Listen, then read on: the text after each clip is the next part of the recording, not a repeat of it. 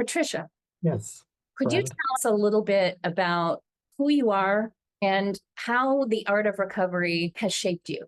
Yeah, How, the art of recovery actually we created out of what we've watched in ourselves and started talking about it with others and helped others through it. And as we helped others through it, it's helped ourselves understand things more and more. I started out, I've always been a journeyer. I've always been involved with self and learning programs. And so I have a lot of background in 12-step, in bright line eating, which was very helpful for me. Everything has been very helpful for me, and loads of other programs that I've done and taken and studied. I'm a life coach. I'm a certified life coach. I've been involved with parts work for years. But I work with Everett closely on his work. As a matter of fact, I coach one of his groups, his Thursday night groups in his classes. And before that, I sponsored people when I was in 12 step. And when I first got into bright line eating, I was sponsoring people. And I was doing it in the way I was taught, and actually what appealed to me at the time, which was really rigid about sticking to the plan. And I started to put people together that I was sponsoring in bright line eating. I was sponsoring people, and I decided to put them in a group, all the people I was sponsoring. So I had 6 or 7 people in a group every week. And slowly I realized, wow, having people in a group together. And here was my question. What are you noticing? What's going on for you this week? What's going on? And so people would just say, this is what's going on for me. And everybody would have a chance to talk. And nobody was talking over each other. And I realized this is what I want to do. And I really felt, and I was a coach already, but I wanted to go back to the coaching mentality rather than the sponsoring, because I noticed myself as a sponsor, because of the background I had, I was really rigid about it. But when I think about as I was working through myself as a coach, it was a lot just accepting people for where they were and not making people wrong for wherever they were. And yeah, I decided to go back into coaching. And when I looked and flew up in my helicopter from the point of view of looking at what have I learned, I saw that I learned that there are phases of recovery through working with people, through working with myself, and then working with people really helped me dig into myself, trying to, as Sonia, trying to communicate with people. What's their issues? How do I communicate this? I see what they're doing. How do I communicate to them what this is really about?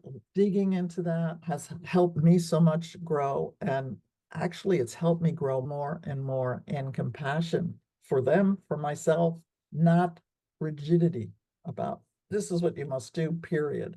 So flying up in my helicopter, I was asked to speak on a roundtable about what my journey was like. And I knew they were going to ask me about my food journey. I didn't want to talk about my food journey. We all have a food journey. And it's pretty much as I did this for 5 times and I joined that and I did this and I did that. We all have that. I thought, what have I learned? I fly up my helicopter and I went, oh, there's phases. I've gone through phases of recovery. Wow, that's really fascinating. We're not talking about the phases of recovery. We're just talking about sticking to a food plan. We're just talking about how much weight I've lost. Let's talk about the different phases. And ultimately, we want to get to who am I being as a person recovering from a food journey and incorporating that into my life and what I know and what I love. And who am I in there? What have I been holding myself back from because of fear, which has made me go to the food, blah, blah, blah. But then I joined up on a 5 minute thing, joined up with Sonia at a certain point and the reason I joined up with Sonia was, first of all, she was open to me, and it was meant to be because we had met in the past and talked about, yeah, we got to work together someday. But the reason I personally work with her is because I didn't want to be talking about the food all the time. I wanted to talk about what's this recovery business and how does that apply to the food? So we can talk about the food from the point of view of I'm beating the crap out of myself because I think I'm bad because of blah, blah, blah, blah, blah.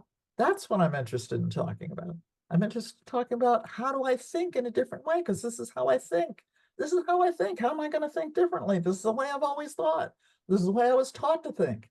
This is what working hard looks like. No. Sonia offered that to me. And so I went her way with this because it gave me a home to be able to, let's dig into this. Is fascinating to me. Let's talk about it. And it's so hard to talk to a person who's involved with food to not talk only about food, period. No matter how you start a conversation, we want to talk about the food. And it's a starting point. It's a starting point. It's not the end. It's not the finish point. And what is the finish line? And there is no finish line because we're going to be growing and learning and moving, and our children are going to grow. We don't have children. We do have children. It's painful not having children. It's painful having children. Our choices have been the discomfort and pain we've had to go through and blame ourselves for. So actually, this is a lot of talk, but it's quite simple. How do we get to the simplest way of looking at things in a way that we can be compassionate towards ourselves? You can't just now be compassionate towards yourself. You have to go through a series. You have to really understand this process, a certain process that I think we have enveloped little by little, the understanding of it. As a matter of fact, it's pretty amazing, actually, Sonia, that we've been able to get down in sessions. It's pretty amazing. And you'll be joining other people who are new and never have touched on this way of looking at it. And you'll be working also with people who have embarked on this. And I have to say, the feeling of hope is what people walk away with. That feeling of hope and understanding of what they're doing here. All right. I've been trying to figure out the best story to talk about because I have quite a few. So in my history comes from an organic learning. I started my journey a National Merit Scholar. School was extremely important to me. I love to learn. I also have a mother who has dementia and a grandmother who had dementia. And so I'm really clear that the more I learn, the more I stay present. And the more that I stay away from ultra-processed garbage, the more I'm likely to be around and present in the decades to come. So my story started for me with the assumption that I wasn't going to lose any weight. I was going to be big the rest of my life. I would be over 300 pounds the rest of my life. I tried desperately up and down yo-yoing, probably lost 1,000 pounds over my lifetime. And I recognized I can't keep it off. So I'm not even going to try. I'm just going to relax on that.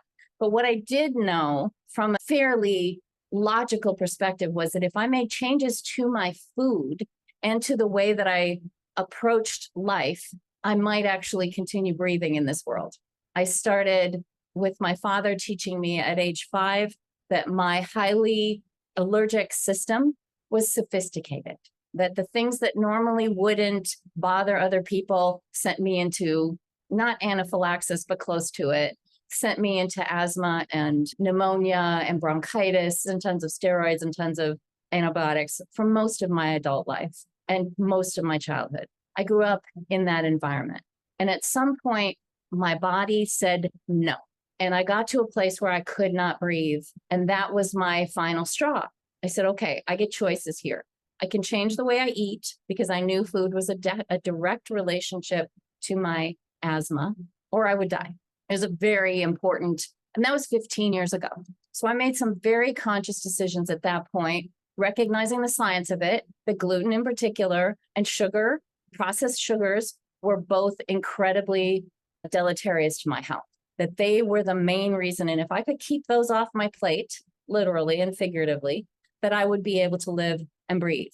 And it worked. So my journey around ultra-processed substances started 10 plus years ago.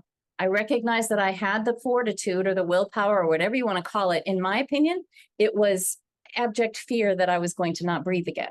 That kind of a wake-up call literally goes to my insula and says, no, you can't eat that. It's just like when we have food poisoning.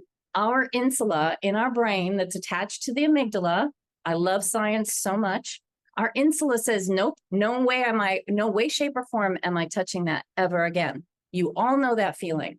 I'm certain of it. If you don't, get on board, because that's a big deal. So my system won't allow me to eat those things. And I'm so grateful for that. And that started 15 years ago. Then fast forward to bright line eating. When I was basically diagnosed with type 2 diabetes and high cholesterol, even though I had been off sugar and flour products for a decade, I was then diagnosed, or at least 8 years at that point. I was diagnosed with these two things that I thought, wait a minute, I'm too healthy. Yes, I weigh over 300 pounds, but I'm too healthy. I eat good food. What? So I embarked on a new journey of completely cutting out anything that was high glycemic, which we all know could be many things, and no oil. So I went on that journey. So most of my adult life has been an education and getting a PhD in what works for me. And what happens in that space that promotes health or doesn't. As I was going through this process, I ran across the concept of food addiction. That wasn't even talked about when I was younger. It wasn't even a thing, and it's still not mainstream.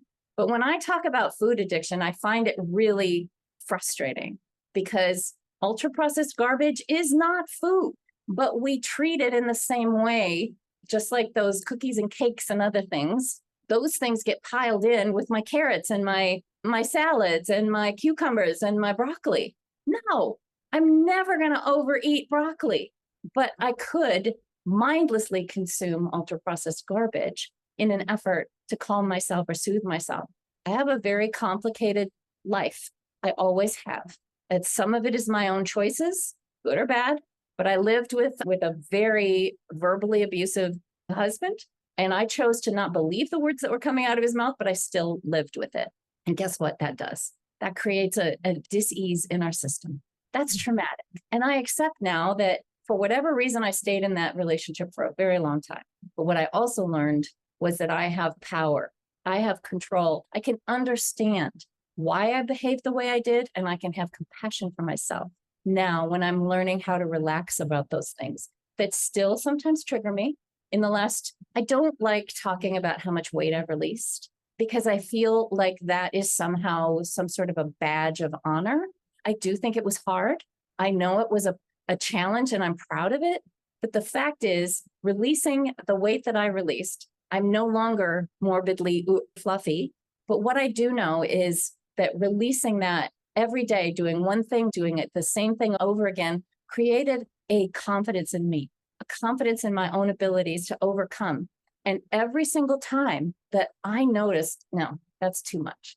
Not every single time, but I noticed situations where I was triggered and I got curious about them, especially if I had a food craving. So I've always felt that my ultra processed garbage dysfunction comes from the triggering required, the solutions I had in my own system from prior to birth. My mother consumed mass quantities of stuff, and that got into my brain. My brain formed differently. I know that's one of the main reasons I love studying about neuroscience. Love understanding. I study other types of addiction. There isn't much out there about sugar addiction. And even if you don't call it that, it doesn't matter. The fact is, those substances are created to overeat, period. So even if you don't have a food addiction, if you don't label yourself that, it doesn't matter. The fact is, you want to eat a healthy, normal life, and you don't want to have those urges. I would posit that releasing the gripping of the steering wheel, that's one of my major requests of people, is to relax about this process. It's not going away, but it might relax. Just think about the difference between trying to drive like this and driving with awareness and comfort and calm. You're still completely aware of your surroundings, but you're actually probably better prepared to drive this journey. Your gift too, Sonia, that you're so good with working with people who are so hard on themselves. But I just want to say, I know you don't want to talk about how much weight you've lost, but it's important because of the people who need hope to understand that how much weight you've lost and how much you've kept off. So please mention that. I never think about it anymore. I never hear me say I lost some, because I never think about it anymore, but it's important for people to know. How much did you release, Patricia? About 60 pounds that I've kept off for 9 years or so now, which I always my whole life was Gain, lose, gain, lose, gain, lose, gain. Never, I was always, of course, as everybody understands this one, I was either gaining or losing. I was never the same. I was always gaining or losing, but I have kept that off for the last good 9 years now, which is like amazing. And you? I started at 315 pounds and I'm only 5 foot. I'm not even 5'3" anymore. Thanks to gravity and the weight and age, I'm compressed even more. So I released 170 pounds between November of 2016 and November of 2018. I would say that was my biggest accomplishment in my life. And I can say I've had a lot of accomplishments, but I'm so proud of that. And I'm also so proud that I've managed to figure out ways to soothe myself differently, to treat myself differently, to create a new way of reframing so that I can appreciate the challenges that come up for me, the SWCC, the stuff we can't control. I really appreciate being able to find alternatives. And I really appreciate the last couple of years in particular have been a real struggle in some ways. I lost both my parents and I was their main caregiver. And that has been incredibly challenging. I can't say I was their main caregiver. I was the one closest that helped with all the medical decisions and contacted and did all of those things. And with my mom in particular, who passed in October of last year, the complexities of living my life and running my own business, coaching other people, and then also taking care of a mom with severe dementia in her last stages was especially a struggle. The complexities of turning my dad in for driving. I knew he shouldn't be, and I had to fill out a form. Oh my God, that was so traumatic. The concept of being able to talk to his doctor about his drinking. While he's on the call with me, I needed to let the doctor know, no, you need to hear. My dad is a heavy drinker. And I had to tell Dad, look, Dad, I'm not trying to out you, but we need the doctor to have the right information. So those kinds of things really hit me. And because of this trusted community, because of my dear friendship with Patricia, because of the work that we've been working so hard on, I study every day for at least an hour, specifically on something that I think is going to help. Just this week alone, you and I have gleaned so many different little pieces of the puzzle. And it validated us so much about where we are with our own healing journey and supporting others. It has been a hell of a great week. Don't you think that's what keeps us? It's the paradox here, right? It's what keeps me interested in the journey is to learn more and to teach more, to talk about what we're doing, to teach it, to have a class, to organize a session. It's work. At the same time, it's what keeps me sober. Absolutely. Energized, excited, encouraged. Why? It in itself, my biggest treat.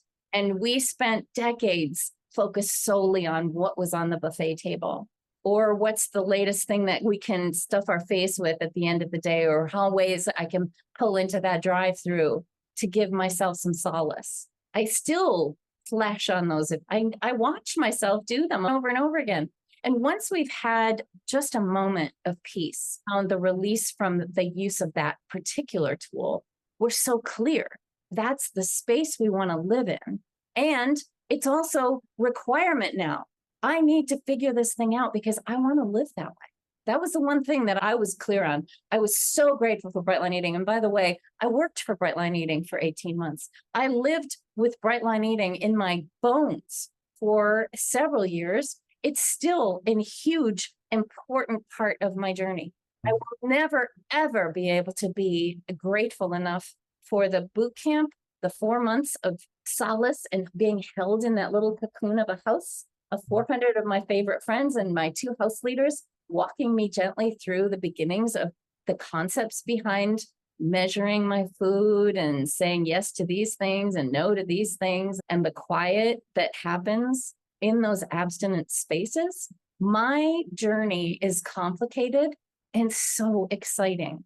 It's so exciting now. I feel the range of emotions. Yeah. I feel the wealth and the depth of those emotions that I never felt before. We're not just numbing those sadness and that grief and that shame and that judgment and that guilt, we're not just numbing those, we're numbing the giddiness, we're numbing the joy, we're numbing the happiness and the delight, the gratitude. We're numbing all of those things when we eat those things in order to serve us in that moment. We'll never be able to tell you how I could have done this differently earlier in my lifetime. I won't know. I just know that right now, this is the moment. This is the moment. And I believe so strongly in our work together, Patricia, because we balance each other so beautifully. You have 12-step background. I have none. I have tons of neuroscience. You're in the spiritual realm. I too am all spiritual, or we wouldn't be able to talk to each other, I'm pretty sure. But we have this gift together that creates this patience and love and respect as we're going through this walk that you can't create. You have to live it. You have to believe it. You have to breathe it. You and I are curious, compassionate, creative, courageous as hell, and willing to step outside our comfort zone to share this stuff with people. I want to give a high five to those people who've taught me so much, watching their growth, having these theories or having these understandings, and then imparting that, and then to watch and see, oh my God, this really works. And over and over and over and over again. This is not and done, or this is not we have these star pupils. This is where I get my confidence in what I'm talking about, because I've seen it. I've seen it in me. I've seen it in me. That's not sometimes I've seen it in others, and I bring it back to me, and I bring it from me to others. And I just want to give a high five to all of you who have been working with us these last years, and people can see it too. Others can see it too. It's so hopeful. Not about being perfect. It's not perfect. What the heck is it? Is perfect, but it's not perfect in the way you've been raised to believe it's perfect. But actually, it is perfect. It is. It is perfect.